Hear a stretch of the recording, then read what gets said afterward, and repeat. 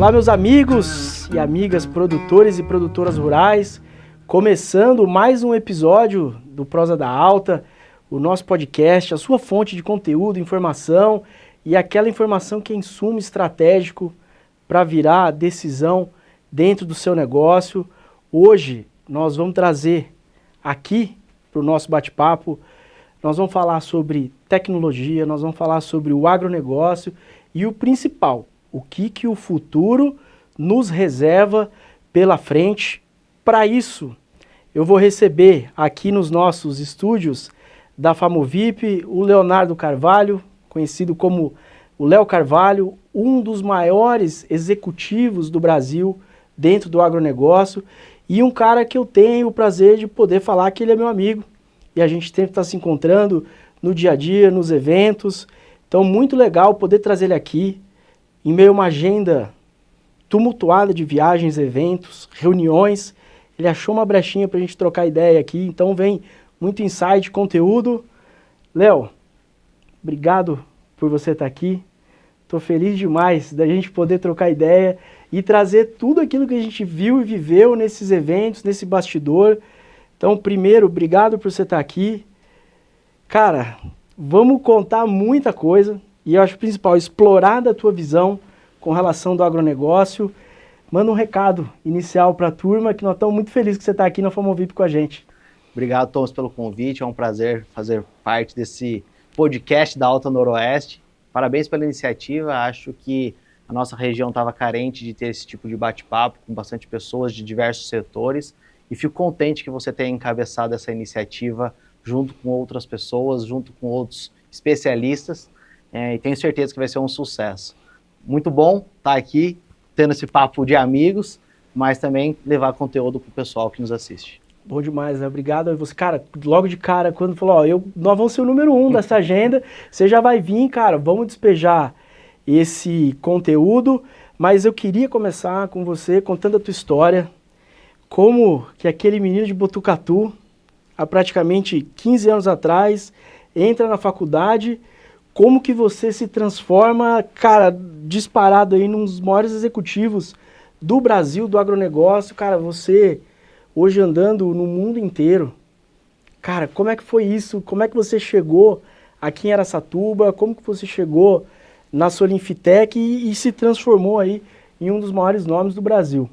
Eu costumo dizer que eu fujo um pouco à regra, porque todas as pessoas que estão envolvidas hoje no agronegócio, normalmente tem um legado que traz a pessoa para o agronegócio. Ou é um avô, ou é um pai, ou é um tio, um vizinho, que normalmente tem essa veia do agronegócio, mas eu fugi totalmente à regra. Eu sou engenheiro mecatrônico de formação, me formei em Piracicaba, e devido à minha formação eu comecei no setor de engenharia, como projetista, criando máquinas para a área metalúrgica, e durante 4 anos eu fiz a minha formação valer a pena, ou seja, criar máquinas, projetar máquinas, estar dentro de um setor de engenharia. Mas a veia da agricultura me pegou quando eu estava 2 anos para me formar. A nossa empresa Solinfitec, ela tinha acabado de vender um grande produto na Raízen, que antigamente era a Cosan, por volta de 2013, 2012, e precisava de alguns engenheiros que conseguissem ter uma visão ampla, não só da programação do produto, mas também de ter essa vivência, esse relacionamento com o cliente. Naquela época, a Raízen já era, né? A Cosan já era um grande player, então precisava muito mais de ter um bom relacionamento e uma veia que conseguisse converter o que o cliente falava para dentro de casa, para a gente conseguir melhorar o nosso produto. A companhia Solinfitec naquela época tinha por volta de 40 colaboradores, então todo mundo ajudava de alguma forma, na sua especialidade, no campo, com a sua vivência, com o seu legado, e eu começo a ingressar na Solinfitec em meados de 2013. Esse é um momento interessante, porque quando a gente fala num ambiente profissional, eu tinha 5 anos de experiência profissional pré-Solinfitec, e sempre voltada para a área de metalurgia, de engenheiro, de projetista. E quando você entra no agronegócio, de certa maneira ele é cativante. É um ambiente muito mais gostoso, com menos formalidade, com pessoas que têm mais afinidade pessoal do que necessariamente quando você está dentro de um escritório criando novos produtos. E a Solinfitec me possibilitou ter essa vivência no agronegócio. E aí eu fui picado pelo inseto do agronegócio e realmente apaixonante. Você vê hoje no dia a dia que quem entra no agronegócio, seja na pecuária, na agricultura, é muito difícil ele sair. Ele pega a sua rede de conhecimento, ele acaba adquirindo novas qualidades, mas ele fica imerso nesse ambiente. É muito comum hoje a gente ver o pessoal da Faria Lima dentro do agronegócio, ou seja, isso é um boom. Todo mundo quer estar fazendo parte do agronegócio, seja comprando uma cota de um boi, seja arrendando uma área com um amigo, seja desenvolvendo novas tecnologias. E um fato interessante, por exemplo, quando a gente pega startups no agro, que são os jovens empreendedores que querem criar algum tipo de tecnologia, no Brasil nós temos por volta de 1.900 startups. Assim, muitas startups querendo alcançar algum objetivo junto com o produtor para entregar. Infelizmente, grande parte dessas startups acabam morrendo por falta de capital, tendo em vista todo o ambiente brasileiro de empreendedorismo, mas mostra que o jovem ele tem olhado de uma forma diferente para o agronegócio. E para mim, na minha carreira também não foi diferente. Quando eu entrei e vi o mar que era de possibilidades do agronegócio, me despertou muitos interesses. Naquela época o agro não era pop, não era tech, estava começando ainda essa onda, mas sim tinha uma grande oportunidade. E pela formação de engenharia, conseguia ter alguns olhares analíticos na solução de problemas da porteira para dentro. Naquele momento era muito mais focado em cana-de-açúcar, então nossa empresa estava focada em solucionar problemas em cana-de-açúcar, e aí eu fui migrando em várias áreas dentro da companhia. Comecei na parte de projetos, de desenvolvimento, e aí depois o perfil ele vai acabando desalocando realmente da formação. Fui para a área de produtos, vim para Araçatuba, até então eu estava em Piracicaba, vim para Araçatuba para criar um setor novo, lembra? A companhia tinha 40, 45 colaboradores, então todo mundo fazia um pouquinho, e cada vez que a gente ia crescendo, as dores iam aumentando, as dores iam potencializando. Então eu venho para Araçatuba para criar uma área de produtos, justamente sendo um intermédio entre o nosso time de desenvolvimento, nosso time de projetos e o cliente, fazia essa triangulação de informação, para que a gente conseguisse deixar um produto cada vez mais robusto. E a empresa começou a decolar em uma velocidade muito rápida. Por volta de 2016, nós já estávamos próximo de 150 colaboradores, ou seja, 3 vezes o tamanho de quando eu ingressei na companhia, e aí eu migrei para a área comercial para fazer aquele contato direto mesmo com a venda, de trazer os nossos produtos. De lá para cá, aí foi várias posições de gestões. Posição de gestão comercial, gestão de abertura de novos mercados, aberturas de novas regiões, novos países. Então, a Soniftech eu falo que hoje em dia é difícil desalocar Léo profissional com Soniftech, porque eu tive a oportunidade de navegar nesse ambiente de aprendizado, porque quando você tem 20 e poucos anos, 23 anos, você está aprendendo, você está se formando como profissional, mas eu também tive a oportunidade de aprender na prática, que é a grande possibilidade, que é o benefício de você estar dentro de uma startup, porque a startup ela te dá a chance do erro. Quando você pode errar, você cresce muito mais. Fiquei durante 7 anos fora do país, abrindo operação nos Estados Unidos, no Canadá, volto para o Brasil há 3 anos para casar e voltei para Araçatuba, porque a nossa sede é aqui em Araçatuba, minha esposa é aqui de Araçatuba, e entendi que aquele feeling brasileiro é muito bom quando você sai, mas quando você volta é melhor ainda. Então é uma passagem muito, muito ampla no aspecto profissional, mas que a Soniftech de alguma maneira me conduziu a várias oportunidades de aprendizado, não só profissional, mas como vivência. Eu falo que a Soniftech, mais do que essa possibilidade de conhecimento, ela também me deu a possibilidade de conhecer 30 países, Então hoje, quando você tem a possibilidade de conhecer 30 países, 30 realidades, 30 agronegócios pelo mundo, de certa maneira você consegue entender o que é bom, o que é ruim, o que nós estamos fazendo de bom e o que nós temos que melhorar. O Léo, e você falou, cara, 30 países é coisa pra caramba, irmão. É bastante, eu não imaginava, eu vejo que você sempre tá viajando, mas agora quando você fala 30 países, cara, você teve a oportunidade de conhecer o planeta inteiro, e eu sei que hoje, quando a gente olha pra Soniftech, a gente vê uma das, talvez a maior empresa de tecnologia do planeta Terra, atuando não só no Brasil, mas fora, e tem uma visão que você falou, óbvio, cara, hoje a Soniftech está num patamar, mas não era assim. Exato. Quando vocês chegaram aqui, ou quando você veio para Araçatuba, a realidade é muito diferente. Eu queria que você contasse como foi esse começo, e o principal, depois que você falasse para nós somos um produtor rural, E muitas vezes, para nós produtores, lidar com a mudança é difícil. O produtor é alguém muito sistemático, o produtor é um cara muito que sempre está na defensiva. Como é que vocês viam esses ciclos? Cara, como você falou dessa mudança tão rápida e como é que foi? E como é que isso pode virar e ser fundamental para o produtor fazer essas mudanças? Quando a gente começou a trabalhar provendo a nossa tecnologia, nós entendemos que toda tecnologia que a gente propõe para o produtor tem que ser benéfico em vários setores. Não só financeiramente falando, mas também na sua qualidade de vida de trabalho, mas também na qualidade de informação que você entrega para ele para tomada de decisão e não complicar mais a vida dele. Trazer a solução de alguma forma, que é o grande desafio hoje do nosso dia a dia. Quando a gente faz uma analogia para o nosso dia a dia, a gente vê que falar de IA hoje é muito fácil, mas falar de IA há 10 anos atrás, ninguém queria saber. Inclusive o produtor ele não quer saber, e ele também não tem que saber, porque se eu estou embarcando um blockchain, uma IA, um machine learning, para ele tanto faz. Ele quer saber o que ele está investindo versus o que ele está recebendo nessas verticais financeiras, ganho de produtividade ou ganho de tempo. Nós olhamos da porteira para dentro e vimos que o setor que mais tinha performance a ser ganha nos próximos 10 anos era o setor sucroenergético.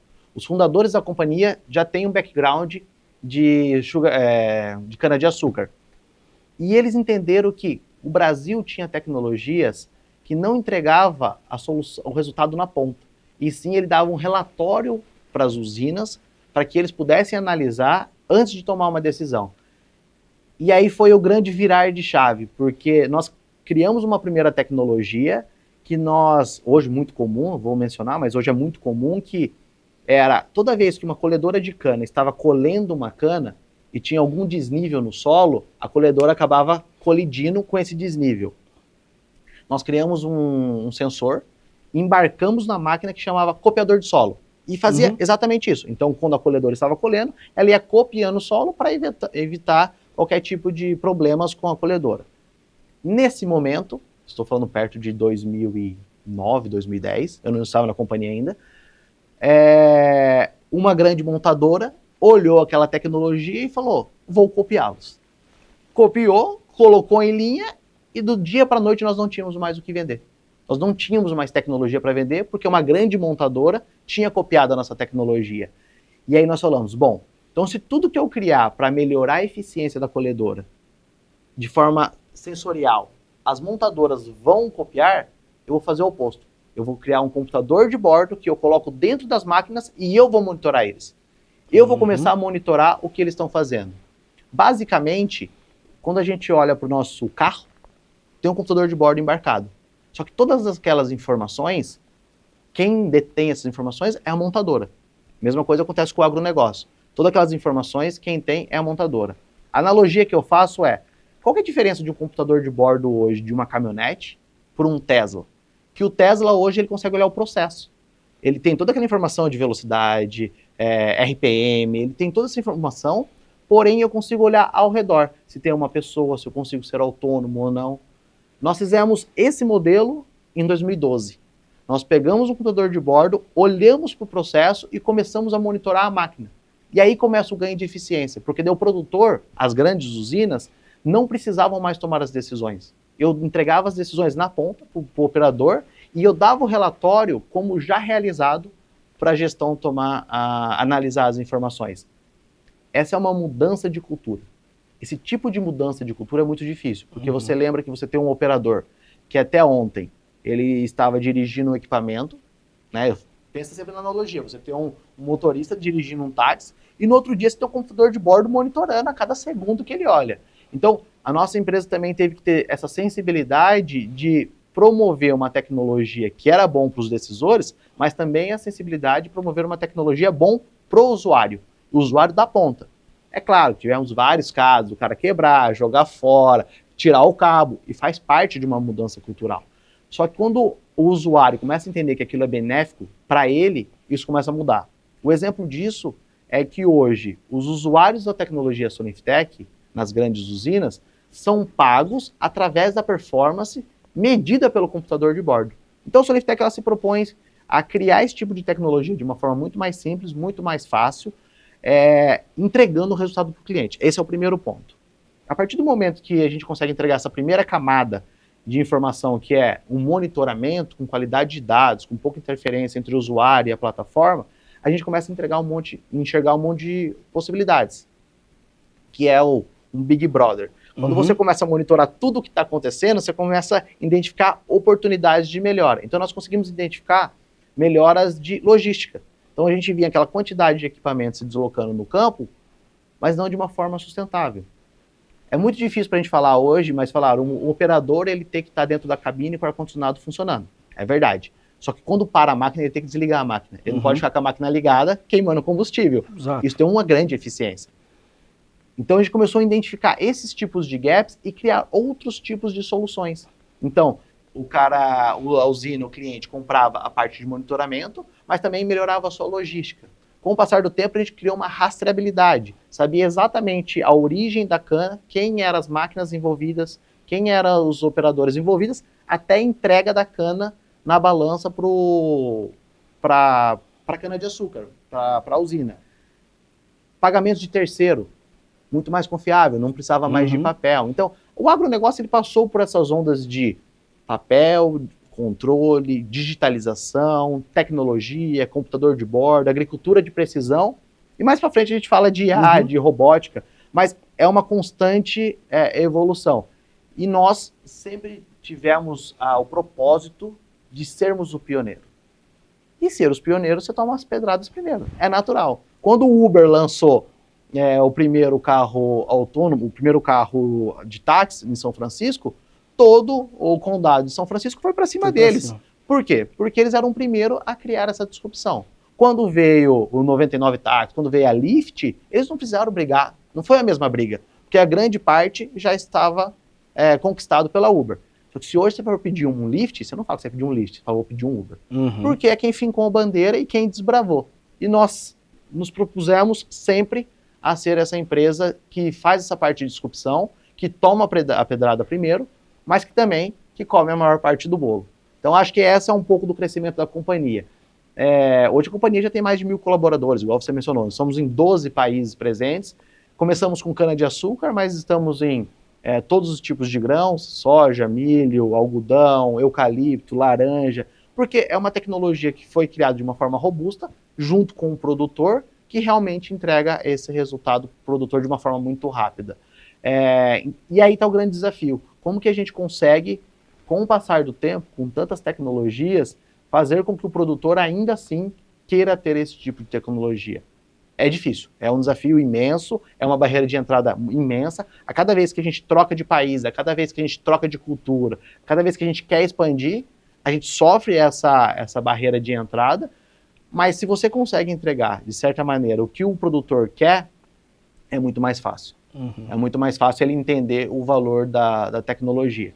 Quando nós vamos para o mercado de grãos, que você tem as grandes corporações do país, que produzem 70% do nosso grãos, mas também tem os pequenos produtores, pequenos e médios produtores. O approach é diferente, porque a cada 1% que você ganha de eficiência com um pequeno produtor é extremamente relevante para ele na sua produtividade. É diferente quando eu economizo 1% para uma grande corporação, porque 1% para uma grande corporação pode ser algo pequeno, mas para um pequeno produtor é muito interessante. Essa é a nossa energia hoje em dia, de pegar uma mesma tecnologia que um produtor de 50 mil hectares utiliza, converter ela, traduzir ela para um pequeno produtor de 200 hectares, que ele consiga olhar, enxergar e falar, realmente é importante. Que é o que acontece hoje no nosso dia a dia com os celulares. Hoje, todo mundo tem um celular, porque ele sabe que ali a gente consegue entender a necessidade, a gente consegue usar mais recurso ou menos recurso, mas de forma geral todo mundo fala, todo mundo manda uma mensagem, todo mundo se comunica. Essa tradução de tecnologia, as empresas de tecnologias elas são corresponsáveis de criar um produto realmente importante para entregar para o produtor. Cara, o pioneirismo e o protagonismo, eles custam caro. Então é isso aí. Vai tomar pedrada no começo, como produtor rural. Então, entendo perfeitamente isso que você falou. Eu enxerguei os ciclos da cana-de-açúcar. Então, quando a Solinftec traz essa primeira solução, aqui, pelo menos na nossa região da Alta Noroeste, nós estamos falando de mais de 200 mil hectares de cana. Então, quem é a cultura-chave aqui da nossa região? Cana-de-açúcar. Ela é amplamente dominante, apesar de estarmos falando da capital do boi gordo. Claro. Isso é um histórico que a gente tem, mas a cana-de-açúcar domina o nosso território. Então, você tem realmente, em 2010, a gente via, né, o fim das queimadas e o início da mecanização. Isso trouxe para nós, produtores, uma série de desafios. Era muito difícil de trabalhar e entender a mecanização. Realmente, as colhedoras também evoluíram drasticamente. Então, se você olhasse, a nossa região não tem uma característica de regiões do Mato Grosso. Então, não é aquela planície. A gente tem uma região mais acidentada. Então, na época, eu lembro que com a mecanização, uma série de usinas devolveram áreas que, obviamente, entendendo que com a solução da Soniftec, você viu por que essas áreas foram colocadas de volta e os produtores puderam agricultar em cima dela. Então, existe um ciclo para isso, porque quando você pega a saída das queimadas, que é algo que é muito importante, né? O Estado de São Paulo foi um dos pioneiros, e isso é muito relevante, pensando na questão de sustentabilidade, você vê o índice de produtividade cair drasticamente. O início da mecanização, ela é muito importante na qualidade da mão de obra que você utiliza para isso, mas você vê o índice de produtividade caindo drasticamente nos canaviais.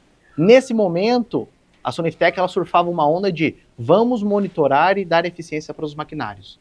A nossa onda que nós surfamos hoje é uma onda diferente, é uma onda de, ok, os equipamentos estão lá, como que a gente faz com que eles sejam mais sustentáveis, ou seja, se estão andando, queimando combustível, eles estão sendo de forma sustentável, e mais, agora eu preciso aumentar a produtividade do meu canavial. Como que eu faço para evitar uma compactação de solo? Como que eu faço para evitar um pisoteio? Então, o mundo muda, o mundo está em constante mudança. O agronegócio não é diferente disso. Tem inúmeras variáveis. E a empresa de tecnologia tem que acompanhar esse momento. Se a gente for começar a falar hoje de monitorar máquinas, a gente está muito atrasado, pelo menos 20 anos atrasado. Então, a gente tenta entender como que o mercado está se posicionando, como o produtor está sofrendo, de certa maneira, e como que a gente, como provedor de tecnologia, consegue entregar isso para eles. Quando a gente olha no nosso dia a dia, eu falo que hoje a parte mais difícil no dia a dia de um casal é escolher um filme para assistir no final de semana. Porque 80% da chance de quem está escolhendo aquele filme ser uma IA é imensa. Você não tem mais gosto próprio. Quem tem é a IA que está escolhendo por você. Por quê? Devido a todo o seu histórico de filmes que você já assistiu, as recomendações, o que está em alta. Esse conglomerado de informação que o tempo criou faz com que o usuário também seja direcionado para um caminho.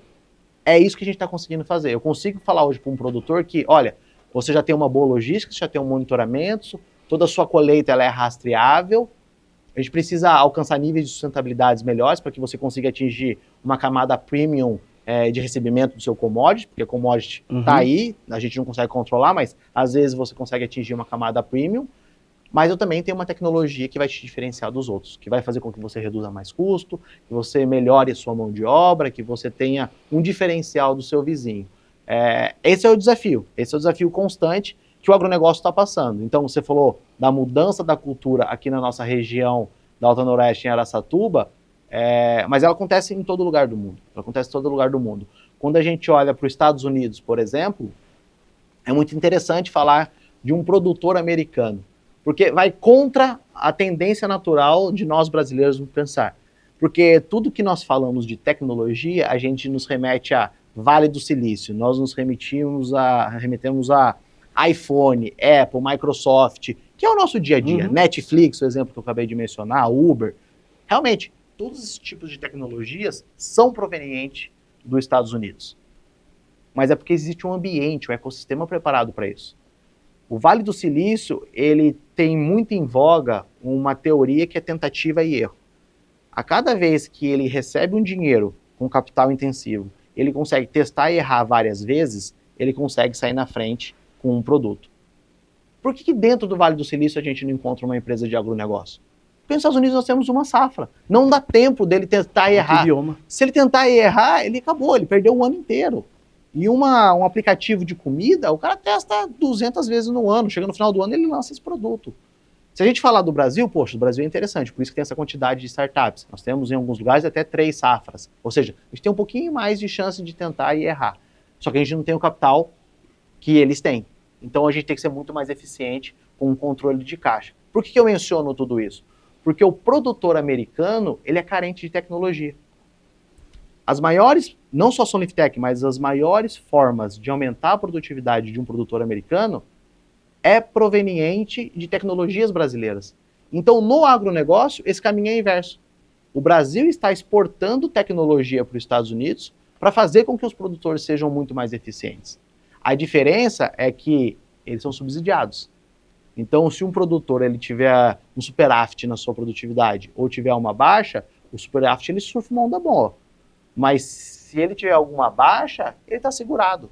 Ele está segurado pelo governo, ele está segurado por todas as cadeias que suportam ele, e nós não temos essa possibilidade. O agronegócio brasileiro não é subsidiado. Então, nós temos que nos reinventar constantemente, de criar tecnologia, de testar tecnologia, de errar, e isso abre uma oportunidade imensa para as novas empresas que estão querendo adentrar no agronegócio, provendo esse tipo de tecnologia. O americano, ele tem um perfil mais conservador, a gente fala dos rednecks, né, do meio oeste, ali no Corn Belt, mas eles estão entendendo que esse aumento de produtividade do Brasil nos últimos anos, com a redução de área que nós estamos tendo, não é à toa. É porque nós estamos testando muito mais tecnologia, que nós estamos fazendo umas boas práticas diferente do que eles fazem. Porque no final do dia, solo é solo, semente é semente, planta é planta em qualquer lugar do mundo. Um chove mais, um lugar chove menos, mas para o produtor é a mesma coisa. Agora, como que você lida com esses aspectos de uma forma imprevisível, através de tentar ter uma previsibilidade, é o grande diferencial. Acho que primeiro para nós produtores, o primeiro assim, que nós estejamos abertos a novas tecnologias, novos entrantes. Acho que esse teu insight primeiro, ele é maravilhoso. Acho que a gente tem que estar mais aberto enquanto produtores. Isso vai fazer com que o produtor rural, não só aqui da Alta Noroeste, mas no Brasil inteiro, consiga mais êxito. Acho que o segundo ponto é ver que uma companhia de escala global, ela não está aberta somente para o grande produtor, para a grande corporação. Está de olho também nos pequenos e médios, e quando você olha realmente para o produtor e vê que lá 1%, 2% vai mudar a vida desse cara, vai trazer mais rentabilidade, mais caixa, mais possibilidade dele crescer, isso também é um bom norte que nós temos. Olhando também para a Alta Noroeste aqui, sem dúvida, você que é fornecedor de cana, que está nos escutando, você vai ter na tecnologia a possibilidade, Léo, a turma aqui já vai fazer um bom tempo que os produtores de cana estão perseguindo a tão sonhada cana de 3 dígitos com frequência, né? Então, os agrônomos, toda a turma que a gente está encontrando, cara, você tem que ter um canavial bem cultivado, de longevidade grande, para você ter médias acima de 100 toneladas por hectare, mas eu olho para a região e eu vejo que ainda não é realidade. Então, isso deixa a gente preocupado, mas também vejo que você, falando em tecnologia, do produtor encontrar bem, ter os seus dados na mão, olhar para os seus maquinários, ter essa tecnologia embarcada, pode, e com certeza é um puta de um aliado para ele chegar, porque a gente tem aqui uma série de intempéries climáticas, mas com certeza esse produtor está perseguindo cana de 3 dígitos, então você vai ter na tecnologia. É isso, é uma alternativa. Grande aliado. Cara, outra coisa que você falou, hoje, talvez nos últimos 30 anos de agronegócio, a gente não tenha tido uma pressão tão grande que o produtor tem vivido pelo alto custo do dinheiro. Então o Brasil, com Selic aí acima dos seus 14, faz com que o custo do dinheiro fique cada vez mais, enfim. E aí, olha o insight que você trouxe, Então, realmente, o produtor americano, que ele tem esse apoio no seu país, então aquele nacionalismo que dá orgulho pra gente, você vê que o cara tá amparado, Então, hoje, nós não estamos aqui no Brasil. E não vai estar nunca para dá uma preocupação grande nisso aí. Não vai estar nunca, porque, até falando dos grandes produtores, nós temos um cliente hoje, um grande produtor, se não um dos maiores produtores de algodão no país, mencionou que está desistindo de fazer importação de algodão para a França, por exemplo, que era um dos grandes consumidores da colheita dele. Porque a quantidade de certificação, a quantidade de restrições que está tendo, para ele não é economicamente viável. A nossa produção, de alguma maneira, ela vai se realocar, naturalmente. Mas você entender que hoje o mercado está fazendo outros tipos de demanda, também é interessante. Quando a gente olha um cenário macroeconômico, uma geopolítica, que hoje a cada 2 dias está mudando e a gente não sabe para onde a gente corre, mas quando você olha essa macroeconomia como um todo, você vê uma grande mudança de fluxos da ordem global. E não estou falando de grande potência, não, como os Estados Unidos e China exclusivamente. Nós somos, de certa maneira, dependentes da China, né, como um grande comprador nosso dos nossos commodities, mas você vê a Índia se posicionando de um jeito diferente, você começa a ver os países mais asiáticos, tirando a China, a começar a comprar nossos produtos com menos restrições. Se a gente olhar no curto, médio prazo, não tem onde a gente produzir alimentos. Ou a gente começa a deixar as áreas inóspitas na África férteis, ou a gente começa a produzir mais no Brasil, ou a gente tem uma grande pandemia que consegue eliminar a grande quantidade de pessoas no mundo. Não tem outro jeito, porque a gente vai ter que produzir mais alimentos. E é aí que o Brasil entra com um grande diferencial, com bastante área agricultável, com tecnologias, com um clima maravilhoso, claro que tem as mudanças climáticas, mas com um clima maravilhoso. Eu participei nos últimos 3, 4 anos, eu participei das mudanças da Conferência Mundial das Mudanças Climáticas na ONU, né, que é a COP. Inclusive, o ano passado foi no Brasil, em Belém. E toda vez que me perguntam com relação às mudanças climáticas, eu sempre correlaciono isso com a fome mundial. Se a gente tiver que elencar um grande problema mundial hoje em dia, é a fome. Jamais a fome vai estar atrás de uma mudanças climáticas. E quando a gente fala de fome, a gente está falando de produção de alimento, que naturalmente a gente está falando de agricultura, a gente está falando do agronegócio. Então, esses discursos, eles começam a se conectar por uma necessidade do bem geral, numa sociedade que precisa se alimentar. E os produtores precisam entender isso. Eu acho muito pouco provável, eu dei o exemplo do pessoal de algodão, mas correlacionando com o pessoal do Canadá, por exemplo, tem um estímulo a mais de vender créditos de carbono. Mas um produtor, ele não vai mudar as suas boas práticas, o meio que você produz, para ganhar 2, 3 dólares de crédito de carbono. Economicamente, para ele não é viável. Se ele olhar o tanto de requisitos que ele precisa cumprir e o retorno que ele precisa dar, não funciona. Então, o que ele vai fazer? Ele vai fazer as boas práticas que ele está fazendo no dia a dia, que de certa forma já é sustentável, mas ele vai olhar, quando essa conta não fechar, ele não vai para o crédito de carbono.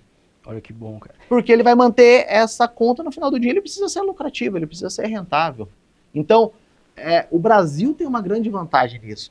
Não só com a questão energética, né, que nós somos extremamente limpos, com as culturas dos produtores que já fazem as boas práticas, com o uso da tecnologia, mas sem dúvida nenhuma o Brasil ele tem uma potência de ser o grande produtor de alimento para o mundo. Eu acho que a nossa vocação é agro, o Brasil é agro e sempre vai ser agro. E a gente olha para todos os pilares, e principalmente hoje, mundialmente falando, sustentabilidade é icônico. Você está andando no mundo inteiro, uma série de eventos, cara, nas Américas, cara, na Europa e também em outros continentes, China. Qual que é a visão que o mundo tem com relação ao produtor rural brasileiro? Essa sustentabilidade que a gente aplica aqui, ela está sendo vista lá fora, ou esse cara não está vendo esse movimento que a gente está fazendo de produzir com muita qualidade e, principal, com sustentabilidade? E aí, eu crio uma desconexão na pergunta, Thomas, porque se eu navego num ambiente politizado, a gente não se defende bem. Infelizmente, o Brasil não tem se portado bem e não é de hoje, tá? Estou falando de pelo menos 10, 15 anos atrás. O Brasil ele não consegue defender a força do agro politicamente perante os outros países. Se eu falo com um produtor, ele sabe que nós somos referência. Ele sabe que nós conseguimos ter mais produtividade, com menos área, uso de tecnologia. Então, existe essa desconexão entre o que realmente acontece com o que é falado. E não só pelo poder da mídia, mas o poder do país como um todo de se posicionar de uma forma forte e falar, olha, nós somos diferenciais por causa de A, B, C, e ninguém consegue nos comparar com a gente. Para mim, que olho de um cenário um pouco distante, quando eu olho qual que é a melhor forma de você entregar um resultado, é de você ver quem são seus compradores e qual que é a demanda que a gente está tendo para o mundo. A gente está vendo vários conflitos ao decorrer do mundo que eles vão ser repetidos. Isso não vai parar. O mundo vai viver em interno conflito. Se você para pensar nos últimos 20 anos, o mundo ele tem passado por 3 Cs. Ou ele está tendo conflito, que é naturalmente, vai ter a todo momento. Nós tivemos o Covid, que, cara, isso mudou o nosso dia a dia, de como a gente está vivenciando isso. E a gente tem as mudanças climáticas, tem a climate change, né? Então, o produtor, ele está cada vez mais apertado. Cada vez ele tem menos margem. Se nós não conseguirmos trazer alguma tecnologia para ele, trazer alguma alternativa, não só necessariamente tecnologia, mas alguma alternativa que ele possa performar melhor, e paralelamente os nossos representantes consigam mostrar essa verdade, dificilmente a gente vai conseguir se posicionar mundialmente da forma que nós precisamos. Existe muito aquele fato de ser e parecer. Uhum. Nós somos importantes, assim como você mencionou, nós somos o país do agro, nós somos produtivos, nós somos sustentáveis, mas nós não parecemos. E parecer hoje em dia tem muito valor. Hoje você fala, eu vou apertar o botão e acabar com o mundo, pode ser que a pessoa está blefando, mas você acha que ela parece que ela vai fazer isso. Essa é a nossa diferença. Nós somos, mas nós não parecemos ser tão bons quanto nós parecemos.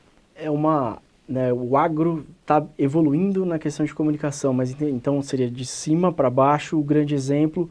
Politicamente a gente entende que o nosso... É a visão do campo mesmo. Exato. Né? Dizer, produtor com produtor, a gente se dá bem. E o cara de qualquer lugar do mundo vem aqui e fala, cara, como é que vocês conseguem produzir isso?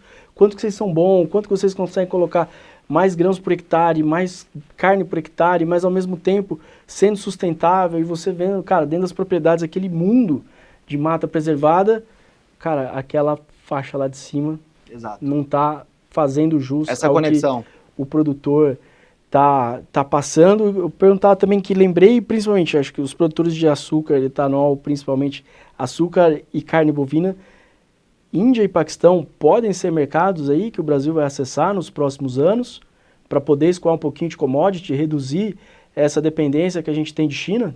Pode ser um mercado com certeza vai ser interessante? Com certeza vai ser, e você pode ver esse movimento que nós abrimos praticamente 15 novos mercados nos últimos 5, 6 anos. Então, o Brasil ele também está entendendo a sua dependência de países externos, não só na sua venda, mas na sua compra. Quando nós tivemos a guerra entre a Ucrânia, né, e está tendo ainda a Ucrânia e a Rússia, nós sentimos na pele o que é a falta de potássio. Tivemos que correr da noite para o dia para o Canadá e fazer acordos com o Canadá.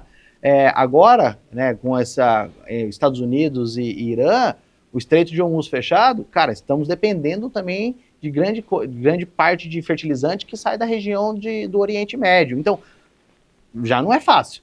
Com esses conflitos, com essas situações, acaba sendo cada vez mais difícil. Se a gente também não conseguir escoar o que nós temos aqui dentro, pior ainda a situação. Então, assim, eu falo que eu não sirvo para ser produtor, porque são tantas variáveis que você não consegue controlar. Se você não for disruptivo, se você não tiver uma cabeça aberta e entender que o que você fez durante 30 anos, hoje em dia já não funciona mais, a gente acaba por caminhar para o lado, que é um pouco do que acontece com os países norte-americanos. Vou lá, acabei de voltar lá há 10 dias, converso muito com os produtores, mas você vê uma certa resistência na mudança cultural de como que é feito o manejo, de como é feito a tratativa com a planta exclusivamente, porque é um ser vivo, está ali constantemente, você precisa tratar de um jeito diferente, porém o solo está mudando, o clima está mudando, as máquinas estão mudando, os valores dos commodities estão mudando e o mais importante, as margens estão mudando.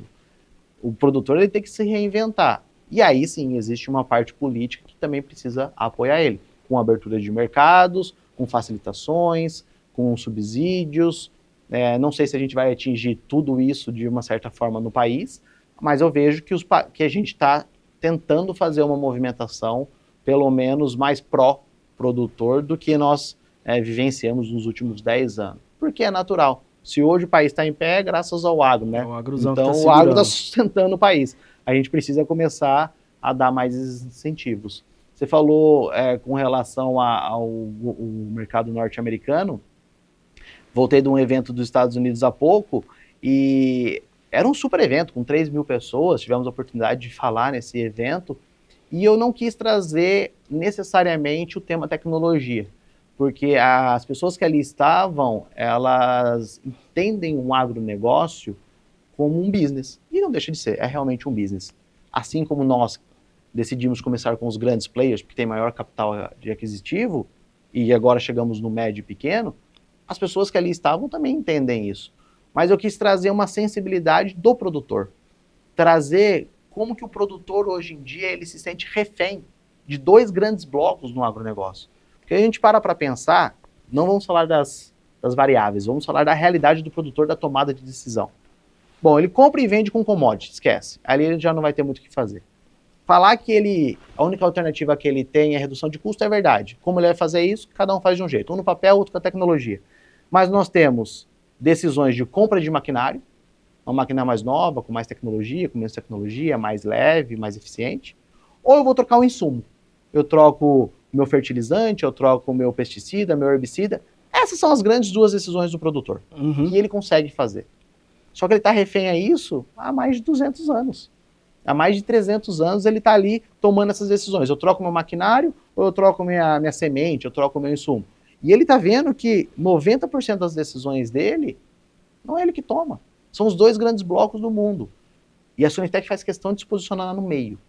Ela fala, não, eu vou fazer com que o seu maquinário seja mais eficiente e que você consiga economizar a quantidade de insumo que você utiliza. E a fala nesse evento foi a liberdade por hectare. Esse era o tema da palestra, liberdade por hectare. A cada vez que o produtor precisa tomar uma decisão, ele precisa ter a liberdade de escolher o que ele quer. Porque commodity ele não vai escolher nunca. Mas as compras da próxima safra dele, ele pode tentar escolher. Então, e ali todo mundo se assusta. Porque você não fala de tecnologia, você fala de liberdade. Você fala que um produtor hoje, no período de safra, ou de plantio, ou de colheita, ele não está presente com a família dele. Que é, como que você consegue transferir essa responsabilidade, que é a atividade do produtor hoje em dia, para o mundo dos investimentos? Né? Então, esse está um grande desafio e é isso que a gente está trazendo também agora como um novo discurso, que chega de falar de tecnologia, chega de falar de IA, chega de falar de blockchain, de falar esses nomes bonitos. O produtor não quer saber disso. Ele quer saber se, quando tiver a colheita dele, ele vai ter produtividade, ele vai estar, de uma certa forma, tendo rentabilidade, ele vai ter tempo disponível com a família dele. É muito comum no nosso dia a dia a gente falar, fulano não foi viajar porque está plantando, ou fulano está colhendo, que é a realidade do produtor. Aí que a tecnologia tem que entrar, otimizando a sua produtividade, mas também otimizando o seu tempo. O Léo, eu acho que o produtor, agora falando pelos produtores, a gente tem que saber se posicionar. Eu acho que esse é um grande, eu vejo, hoje eu tenho 38 anos, mas eu vejo com muita alegria, assim, as gerações que vêm para trás de nós. Então, acho que os mais novos estão entendendo cada vez mais o que é esse agronegócio 4.0. Então, de fato, tudo isso que você falou é o nosso dia a dia. É isso. Então, tudo impacta. E nós somos produtores de commodity eficiência. Então, essa é a regra. Então, você tem que olhar para a geopolítica e procurar se posicionar de uma maneira melhor. Isso te demanda. Então, claro, cara, um Estreito de Hormuz fechado, ferra todo mundo. A gente se ferrou no cloreto naquela época. O cloreto subiu de 2,5 pau, subiu para 6 conto no meio de uma safra. Então, a gente vai entender, essas gerações vão vivenciando isso, vão internalizando e vão sabendo se posicionar. Como? Se defendendo, buscando as travas, buscando o aumento de produtividade, buscando diluir o teu risco. Porque é isso que o produtor pode fazer. É isso. Ele vai ter essa dúvida. Nós temos o jogo na mão da porteira para dentro. Da porteira para fora, nós não temos, e ao que me parece, talvez a gente continue não tendo. Porque é uma coisa que não dá na nossa mão, a gente não sabe o que pode vir daqui pela frente com relação a eleições no Brasil. Então, o sonho do produtor, estar bem representado, não estamos hoje. Não posso mudar isso. Posso sim mudar isso na época das eleições. Mas nesse momento é posicionamento. Então os produtores que estão nos escutando e entendendo isso que o Léo está falando, produtores, se posicionam. Tem que se posicionar, tem que entender onde você está para que você possa trazer mais rentabilidade para a tua propriedade. Você não domina todo o risco da cadeia, então se equilibra para você não tomar fumo. É isso. Então acho que o produtor tem que ouvir dessa geopolítica que você trouxe, dessa insight de tecnologia, para saber se posicionar. Diferente hoje, o que eu vivo aqui, o que o meu irmão vive aqui dentro da fazenda, é completamente diferente do que os nossos pais viveram e do que os nossos avós viveram. Os desafios são outros. Então eu vejo isso assim, São 3 Cs pressionando. É. E bate todo dia que você vai abrir o jornal de manhã, vai abrir o informativo. Cara, é dólar, é preço de commodity, é preço de adubo. Então, assim, tem que estar antenado. Para isso, o produtor tem que usar também. A família dele tem que estar ao lado dele para que ele possa se dedicar àquilo que realmente importa, que é trazer dinheiro para o teu bolso e se manter na atividade. Então, vejo com muito bons olhos isso que você trouxe. Assusta o produtor ver tudo isso que está acontecendo e como você se posiciona, mas a gente tem ferramentas para poder diluir isso que vão estar na nossa mão, né? Você mencionou, e você mencionou a agricultura 4.0, né?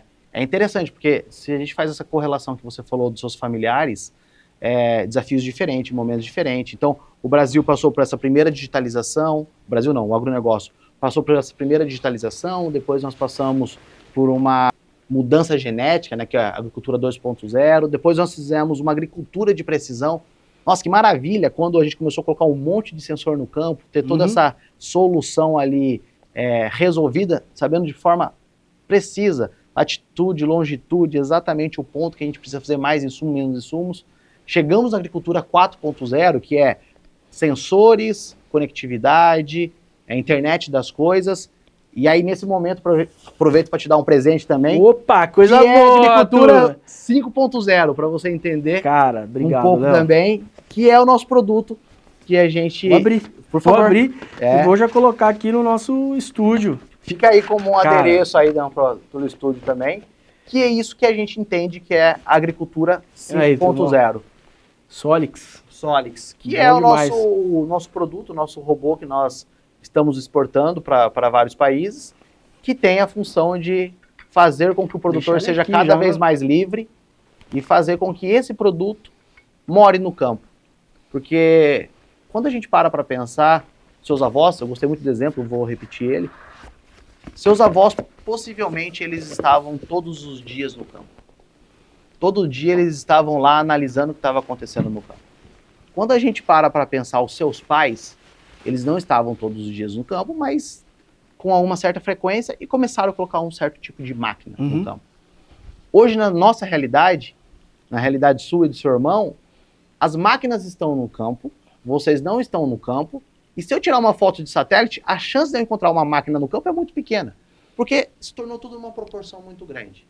Aconteceu um distanciamento entre a planta e o produtor. Quando a gente fala de uma hortinha, algo pequeno, qual que é o melhor jeito de você tratar uma erva daninha? Todo dia você vai lá e você tira um pouquinho, tranquilo, com a mão você mantém aquilo lá controlado. Quando a gente fala de uma agricultura de larga escala, você não consegue ter esse tipo de controle. E você está no campo também, todo dia não é interessante. Esse produto que eu falo de agricultura 5.0, eu estou aproximando de novo o meu produtor com a planta. Não necessariamente com a presença física, através de um equipamento autônomo, com painel solar, com bateria, que elimina o uso de combustível fóssil, que otimize em 90% o uso de produtos químicos e que você tem um streaming, ou seja, você tem uma transmissão ao vivo da planta. Ou seja, você está de novo do lado da cultura, trazendo essas decisões e muitas das vezes as decisões são tomadas em tempo real. Então, essa é uma agricultura 5.0. É isso que a gente está vivenciando e é isso que a gente está fomentando ao longo do nosso dia a dia, fazendo com que o produtor seja o centro das decisões, mas não o centro das decisões para compra de insumo, centro de decisão de compra de combustível, centro de decisão de compra de maquinário, mas o centro de decisão que todo o resto esteja em volta dele subsidiando, sendo a infraestrutura dele, sendo provedor de informação, sendo a solução para o produtor, fazendo com que o produtor tenha mais tempo, seja livre cada vez mais por hectare. Então essa é uma maquete que eu quis trazer para você deixar no seu estúdio aí. Eu fico muito feliz em receber esse protótipo do Solix e vi isso que você contou, cara, né, os seus diretores, eles são muito brilhantes. E uma vez, conversando com um deles, ele contou dessa ideia quando foi constituído, que isso veio realmente lá de trás da horta, daquela capina manual, né? Então, aquela capina manual é você realmente ir lá, fazer aquela captação específica daquilo que está te trazendo transtorno, né? E quando você joga isso para uma larga escala, para os produtores, então, se você olha aqui, produtores rurais da nossa região, se você vai se deparar com uma troca de maquinário, olha o custo do capital em 2026, olha o valor das máquinas. Então, toda a indústria se posicionou de uma maneira e a Solinftec está trazendo uma outra solução para esse produtor. Então, com certeza, mais competitividade. Léo, custo defensivo está cada vez pior. Então, se você pegar aqui dentro da fazenda e olhar, a gente está falando que uma lavoura de soja nos últimos 5 anos saiu do custo defensivo na casa de R$700, nós estamos batendo 1.300. Cara, isso é a tua rentabilidade que foi, porque o preço da commodity já teve lá em cima, agora caiu, mas você precisa de usar essa parte química, tem soluções para o produtor buscar, mas complicado isso. Então, quando a gente vê Solix entrando nesse caminho de trazer para o produtor essa solução, dá um norte de que a gente está buscando alguma coisa ali que vai trazer um resultado legal. E eu gosto muito de falar dos benefícios indiretos, porque todos esses pontos que você trouxe são pontos diretos, que o produtor vai ver, olha, eu estou utilizando 90% menos de herbicida, na minha conta já está um grande saving ali. Eu estou compactando menos o solo, eu vou ter uma maior produtividade. Tudo isso são impactos diretos. Toda vez que eu menciono a agricultura 5.0, eu gosto de falar dos impactos indiretos, que muitas vezes não estão sendo calculados, que é quão grande é hoje a exposição de um produtor com um produto químico. Eu estou eliminando isso. Praticamente, eu reduzindo drasticamente a exposição dele. Quanto que é a exposição dele hoje no dia a dia no campo? Fazendo com que o tempo dele seja muito mais dedicado a ir ao campo analisar, sabendo que ele podia analisar dentro de casa. O uso de combustível fóssil, que é muito importante para a sustentabilidade, mas eu estou dando mais sustentabilidade para ele e eficiência para a operação dele. A liberdade na escolha de colocar um equipamento autônomo e ele não está presente. Então, quando você olha toda a parte indireta, é a parte que eu vejo que as próximas gerações vão fazer com que o agro novamente seja atrativo. Nós tivemos uma grande saída durante os últimos 30, 40 anos de filhos de produtores indo para a cidade e nós temos agora um grande regresso dos filhos voltando para o campo. Nos Estados Unidos não acontece isso. E é aí que acontece, a mão de obra começa a pegar. Aqui no Brasil, graças a Deus, nós temos, graças também à produtividade, nós temos esse movimento regressando. Mas a partir do momento que eu começo a falar para o filho do produtor, o futuro do agro é tech, é autônomo, é muito mais no seu celular do que numa enxada. Eu começo a mostrar para ele que o que ele vai herdar não é necessariamente terra, não é necessariamente um pé de soja. O que ele vai herdar é commodity à base de tecnologia. Então, esse é o exemplo que eu gosto de falar da agricultura 5.0, que são os benefícios indiretos. Porque os diretos vai sustentar, vai fazer com que ele possa comprar uma Hilux a mais no final do ano, que ele consiga ter mais produtividade. Mas no final do dia, os indiretos é o que a gente realmente consegue conquistar os usuários. Isso é legal, né, de ver. Eu acho que o Brasil hoje é um dos países que tem a menor idade do produtor rural do planeta. Tá certo esse dado que você falou? Lá fora eles estão apanhando mais que a gente. E é o que eu falei para você, eu acho que cada vez mais essas gerações mais novas, com o advento da tecnologia, dessa agricultura 5.0, vai conseguir se manter no campo, trazer rentabilidade e viver no campo, justamente porque você falou, foi o que te picou do agronegócio. É isso. Que é bom estar no campo, é gostoso estar no campo, você está longe da cidade, você está num ambiente de mais paz, mas você precisa produzir para você conseguir se manter ali, e hoje em dia não está fácil, então usar de tudo isso que eu acho que o produtor pode trazer para se manter dentro da atividade, Léo. E avançando aqui para os nossos finalmente desse bate-papo nosso, eu queria que você deixasse um recado para os produtores, eu acho que para o produtor rural que está nos escutando, para aquele cara que é mais jovem, como que ele consegue se inteirar hoje, e também para os mais antigos, como que eles conseguem dar espaço para tudo isso que está acontecendo e entender essa revolução. Queria que você falasse desses dois tópicos nas nossas considerações finais aqui. Claro.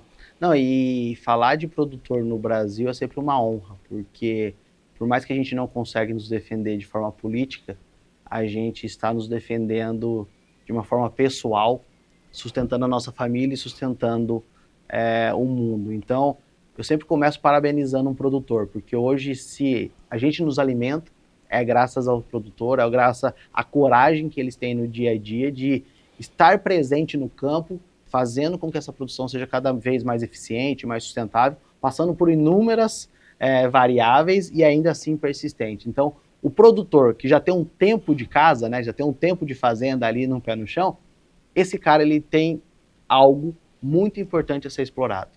As novas gerações, elas têm uma tendência a achar que o que foi feito lá atrás não serve mais. Pelo contrário, acho que serve de bagagem, porque muitas boas decisões foram tomadas, e se não fossem boas decisões, não estariam presentes hoje em dia, tendo a possibilidade de regressar para dentro da fazenda, mas também acho que a inserção de novas práticas, novas tecnologias, novos conceitos, vai ser não só o essencial, mas o grande diferencial para os próximos anos. Se você mantiver o que foi feito durante muito tempo daqui para frente, você também vai conseguir ter uma produtividade, você também vai conseguir fazer sua entrega, mas você não vai ser financeiramente competitivo. E aí está o grande diferencial.